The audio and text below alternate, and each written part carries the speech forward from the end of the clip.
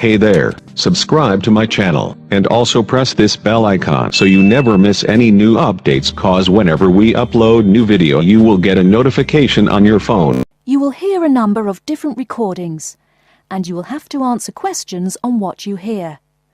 There will be time for you to read the instructions and questions, and you will have a chance to check your work.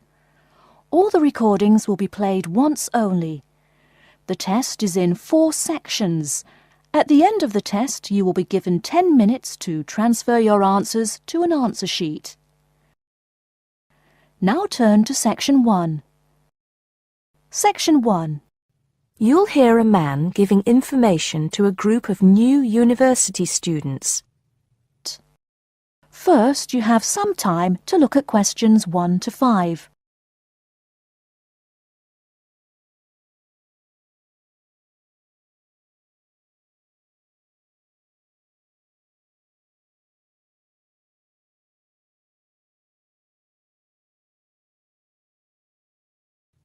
Good morning, University of Radstock students, and thank you for coming out today.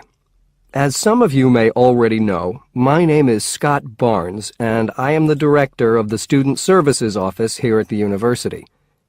I'm here today to give you some information about what Student Services has to offer you. To begin with, let me just say that I feel that our office will play an important role in the way that all of you will experience your time here at Radstock as students. Primarily, our center is geared towards providing answers to any questions you may have.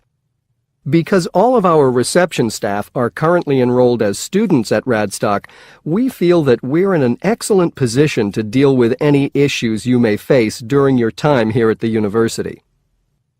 As I said earlier, the Student Services Office is mainly a place where you can have your queries answered. However, the office is more than that. For example, if you come and visit us, you can pick up your student discount cards. Now, with these cards, which come at no additional cost to you, you can take advantage of reductions of up to 40% on all forms of public transport in the city. In addition, the cards are honored at many shops and restaurants in the area, giving you the chance to save up to 35% off food, beverages, and other purchases. Our office is also the place you should visit if you would like to get involved in any of the 30 different clubs and societies available at Radstock. Come in any time between 10 and 3 on weekdays and sign up to become a member of the university choir or orchestra, the drama or debating club, the university trivia team. The list goes on and on. For new students, I cannot stress enough how vital it is to participate in the non-academic side of university life. Yes, we are here to work hard and do our best at our studies, but student life is also about having fun and meeting like-minded people.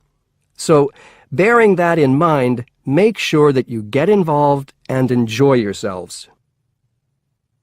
Before you hear the rest of the conversation, you have some time to look at questions 6 to 10.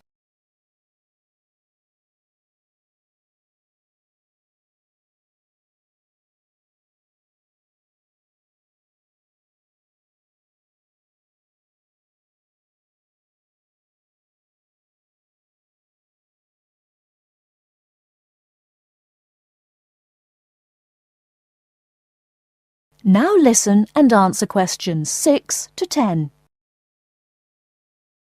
Moving along, I'd now like to talk to you about another very important service that our office provides, and that is counseling.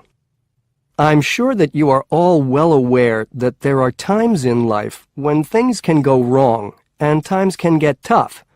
We all have to endure difficult experiences, and these difficulties can be emotional or physical. Whatever the case may be, talking with an experienced counselor can help you through the trying times. The counseling service here at Radstock is staffed by counselors who are qualified to help you deal with problems ranging from homesickness and loneliness to eating difficulties and life changes. To see a counselor, we recommend that you first visit our drop-in center. We run drop-in sessions on a daily basis from 9:30 a.m. to 2:30 p.m. And to reserve one of these sessions, you can telephone the counseling service on 121-5648-3907 on the day you wish to visit. Or, if you prefer, you can come into the Student Services office anytime after 8:30 a.m. and complete a booking form. If it should happen that you need to cancel your appointment for the drop-in session, we would request that you contact the counseling service as soon as possible to let them know. Drop-in sessions can be as short as 20 minutes, but it's more usual for them to take about 45 minutes. During that time, you will be asked some questions to clarify your situation, and a decision will be made as to what further action, if any, should be taken. After your session, several things may happen. Firstly, you may be referred to one of the university's counselors for further counseling, which normally consists of another 8 sessions. Secondly, you may be asked to visit another source of help within the university. Or finally, you may be referred to an external organization. Whatever course of action might be taken, you may rest assured that what goes on in these sessions is treated in strict confidence. I'd also like to mention that the counseling service runs numerous workshops on the campus every year. The focus of these workshops tends to be on personal development, and past topics have included motivation, self-identity, and impression management. There is no fee charged for these workshops, and if you require more information, feel free to contact us at stuser@acadia.co.uk. That is the end of Section 1. You now have half a minute to check your answers.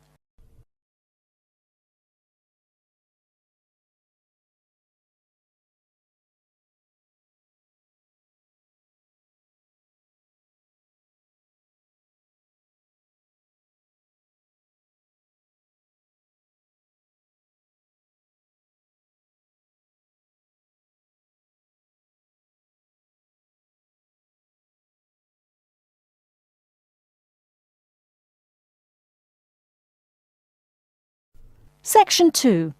You will hear a media studies tutor giving a lecture about news sources. First, you have some time to look at questions 11 to 15.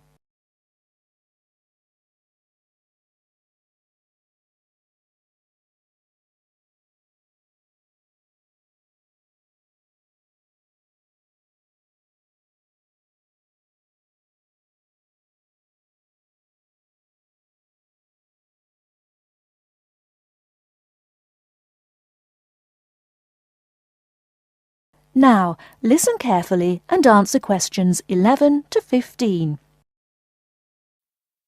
Okay, now many of you will have heard about the predicted death of newspapers, as people increasingly access the TV and the Internet for their news.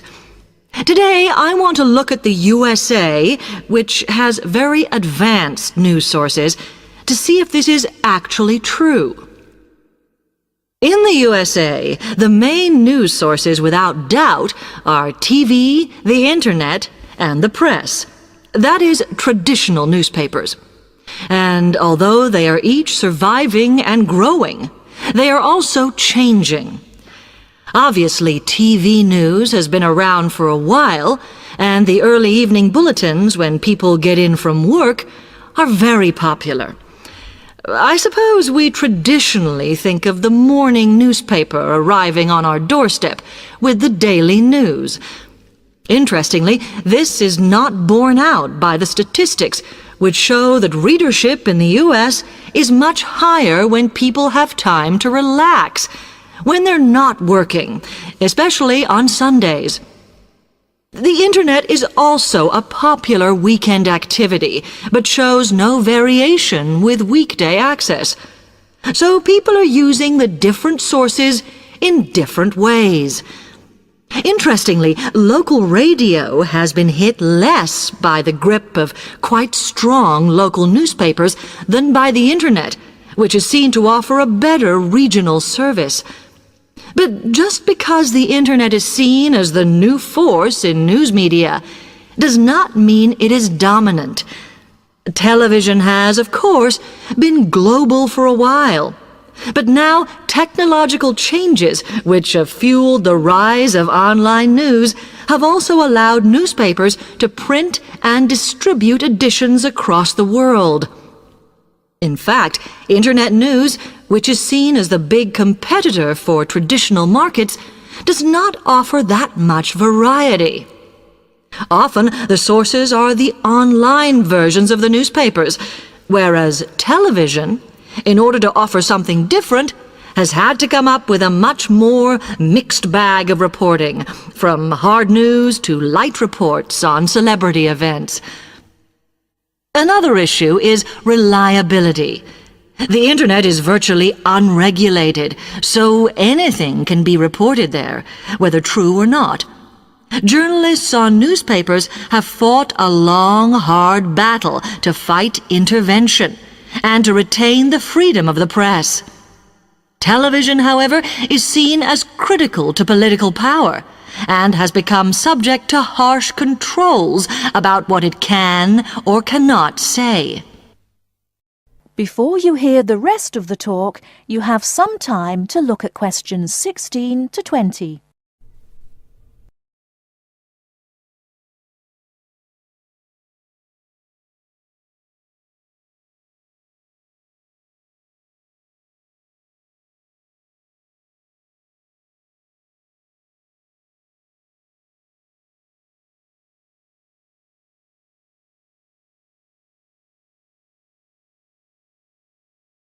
Now listen and answer questions 16 to 20.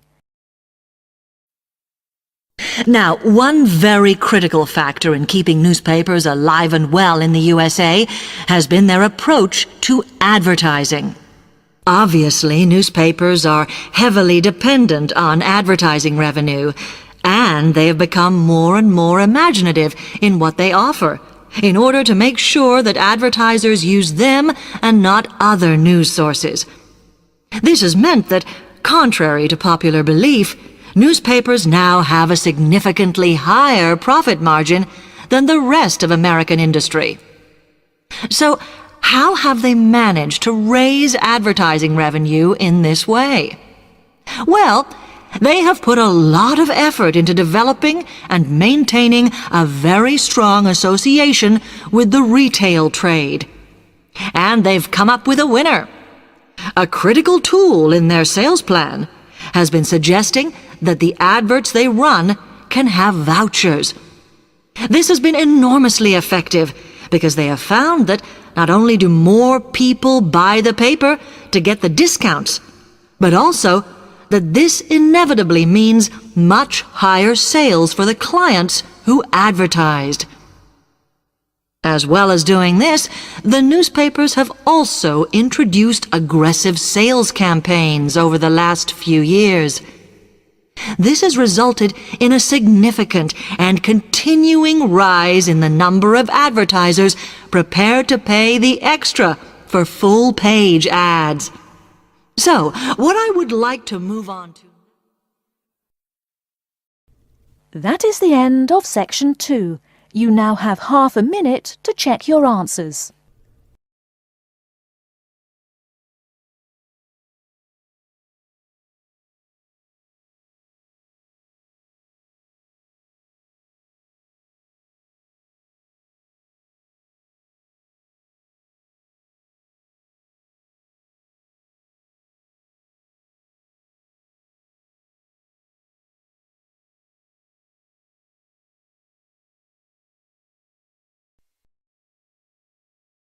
Now turns to Part 3. Part 3. You are going to hear a conversation between an interviewer and a professor. First, you have some time to look at questions 21 to 26.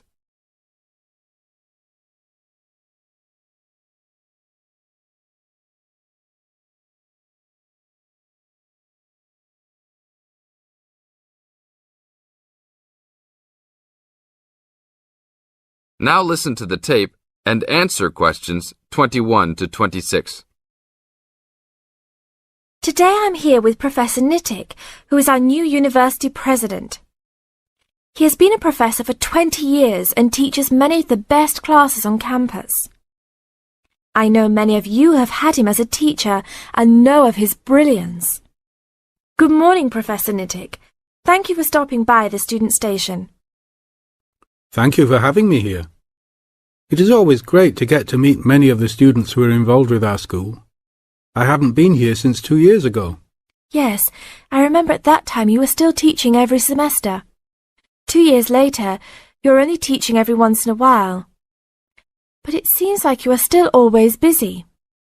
The administration world is just as busy as the teaching world for you. How do you stay in touch with the university, even with the change in your everyday duties? I try to stay in touch with what is popular with the university students. I usually spend time with as many students as I can. They usually give me insight into what the new concerns and beliefs are for the new generation. On top of that, I try to be as youthful as I can. I consider myself to be youthful, at least for my age. So I always have a good time and try to stay young. I try my best to not just be a teacher, but also participate in university life. Interesting. So, are you still doing lots of academic work, or are you mostly concentrating on administrative affairs? Well, I mostly do administrative affairs now, but that doesn't mean that I still don't have a very deep interest in academic matters. I often visit other campuses around the world and meet other professors in my field. I learn the most by travelling and seeing the different places of the world and the different fields of thought. I even did a television programme last month in Manchester. Will you be on television any time soon then? Well, you can call the television station and see if I will be on television any time soon. Maybe I will be on the news report. I don't think it is really that significant, though. Oh, really? That sounds great. I will remember to look out for you. Let's move on. With all your busy travelling recently, how do you find time for your personal life? I try to keep my university life separate from my personal life. Sometimes it's hard to find time to just take my wife and 3 kids out for a family dinner, but usually we all manage to get together every few days. I'm taking a few weeks off next month to take my family down to South America, to Brazil for a few days. I can't wait to just sit on the beach. Wow, that sounds like a wonderful trip. Professor Nittick, could you tell the audience a little about what goes on in an average day of a university administrator? An average day? Oh, I don't think there is such thing as an average day for me. The last few weeks I've been travelling all the time. I can be in Los Angeles in the morning and in New York by the afternoon and back to Los Angeles by the evening. Sometimes I will spend the whole week at a new university, showing the new administrators the ins and outs of running a university. Sometimes I can spend the whole day in the office on the phone. So there really is no average day for me. I guess that is because I do so many different tasks. Sorry to let all the viewers down, but that is the plain truth. Now look at questions 27 to 30.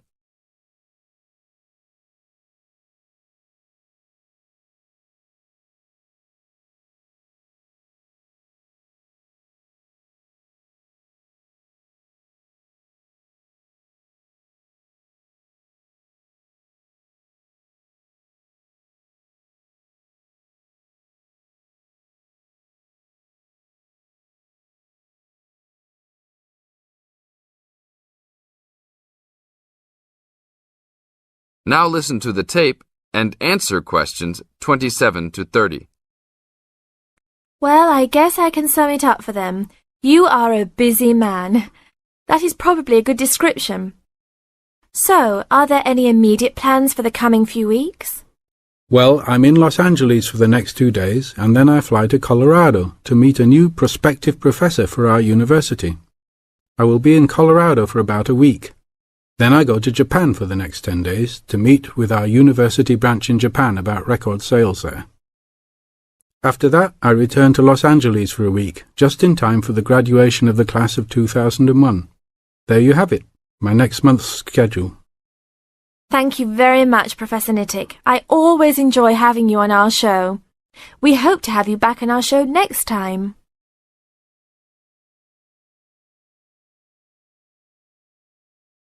That is the end of part 3. You now have half a minute to check your answers.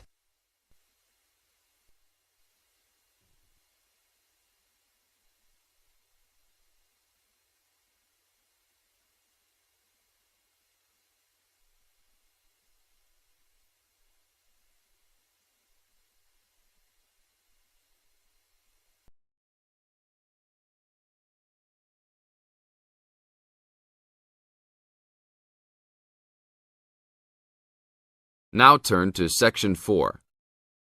Section 4. You are going to hear a lecture. First, you have some time to look at questions 31 to 40.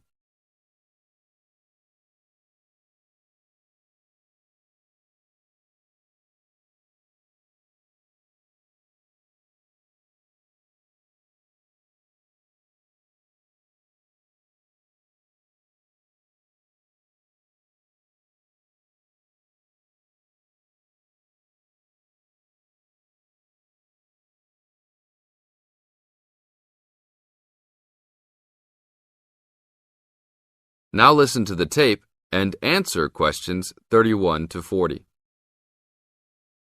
I'd like to introduce Rebecca Bramwell, an artist and illustrator who has come along today to talk to you all about getting your first job or commission as an artist.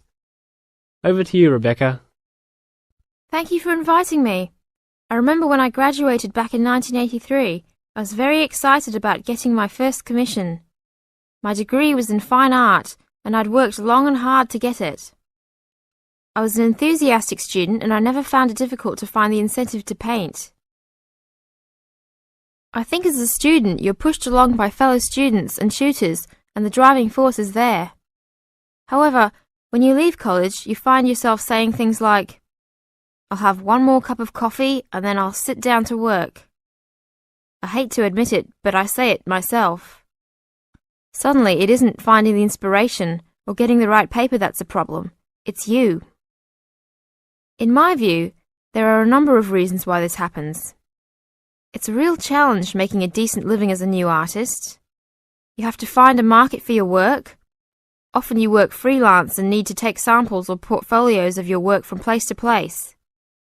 These experiences are common to a lot of professional people. But artists also have to bare their souls to the world in a way. More than anything, they want praise. If people don't like what they create, then it can be a very emotional and upsetting experience hearing them say this. I began to realize that these problems were preventing me from having a career in art, and so I decided to experiment. I was a painter, but I started to dabble in illustration, drawing pictures for books, cards, and this offered me the opportunity to become more emotionally detached from my work. I was no longer producing images from the heart, but developing images for a specified subject, taking a more practical approach. I began to develop a collection of my illustrations which I put into a portfolio and started to carry around with me to show prospective clients and employers. But it was still tricky because publishers, for example, want to know that your drawings will reproduce well in a book. But without having had any work published, it's hard to prove this. Having a wonderful portfolio or collection of original artwork is, of course, a first step. But what most potential clients would like to see is printed artwork, and without this evidence, they tend to hold back still when it comes to offering a contract. Well, I overcame this problem in 2 ways, and I suppose this is my advice to you on preparing your portfolio of your best work. The first way was by submitting my work for a competition. The one I chose was for a horoscope design and was sponsored by a top women's magazine. There are a few of these competitions each year, and they offer new illustrators an opportunity to showcase their work. The other approach I took was to design and print some mock-up pages of a book. In other words, I placed some of my illustrations next to some text in order to demonstrate how my work would look when it was printed. Perhaps I was lucky in that I had taken a degree that provided me with all-round creative skills so that I could vary my style and wasn't limited to a certain technique. I think that is important. The art world and many other creative fields do try to pigeonhole people into snug boxes with an accompanying label. I think you should try to resist this if you feel it happening to you. If you don't, you'll find it difficult to have new work accepted if you try to develop your style at a later stage in your career. Nevertheless, when you start out, and particularly when you're going for an interview, it's important not to confuse people by having a lot of different examples in your portfolio. One remedy for this is to separate your work into distinct categories. In my case, I did this by dividing my design-inspired illustrations from my paintings. It is then easier to analyze the market suited to each portfolio, such as magazines, book jackets, CD covers, etc.